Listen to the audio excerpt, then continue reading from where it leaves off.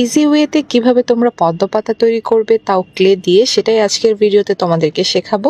তো প্রথমেই হচ্ছে গ্রিন কালারের ক্লে নিয়ে নিবে, আর এখানে মাত্র আমার লেগেছে হাফ প্যাকেট ক্লে, আর এটাকে আমি সুন্দরভাবে রাউন্ড করে শেপ দিয়ে নিয়েছি। আর একটা টুলস দিয়ে আমি পাতার শেপ করে নিচ্ছি। এক সাইড থেকে আমি ভি শেপ করে নিচ্ছি, আর এরপরে আমি ফিঙ্গার দিয়ে সাইড থেকে পাতার শেপটা যেন আরেকটু সুন্দর হয় এজন্য একটু ফিনিশিং দিয়ে দিলাম। এরপরে আরেকটা টুলস দিয়ে আমি জাস্ট এভাবে করে দাগ কেটে দিচ্ছি যেন পাতাটাকে আরেকটু ন্যাচারাল লাগে। ব্যাস, আমাদের পাতা তৈরির কাজ অলমোস্ট কমপ্লিট। এরপরে এটাকে একটু শুকাতে দিব, যেহেতু পাতাটা হচ্ছে একদমই পাতলা। তো আমার এখানে 10 থেকে 15 মিনিট সময় লাগবে এই পাতাটা শুকানোর জন্য। তো শুকিয়ে আসার পর আমি হচ্ছে এটাতে একটু অ্যাক্রিলিক কালার দিব। ও হ্যাঁ, তার আগে একটু বলে নিই, আমি সাইড থেকে আরেকটা ডিজাইন করে দিয়েছিলাম জাস্ট পাতাটা যেন আরেকটু সুন্দর লাগে দেখতে, এই জন্য। তোমরা চাইলে এই ডিজাইনটা দিতেও পারো, না দিলেও কোনো সমস্যা নেই, এমনিতেও সুন্দর লাগবে। তো এটা একটু ভালোভাবে শুকানোর পরে আমি হচ্ছে একটু অ্যাক্রিলিক কালার করে নিচ্ছি।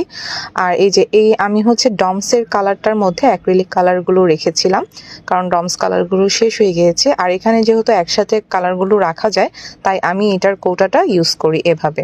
তো তোমরা ডমস কালারও ইউজ করতে পারো, অ্যাক্রিলিক কালারও ইউজ করতে পারো, এটা তোমাদের কাছে যেটা অ্যাভেলেবেল আছে সেটাই ইউজ করতে পারো, কোনো সমস্যা নেই। তো আমি এখানে দুইটা কালার নিয়েছি, একটা হচ্ছে গ্রিন কালার আর একটা ইয়েলো কালার। ইয়েলো কালারগুলো আমি যে দাগ কেটেছিলাম সেই জায়গাগুলো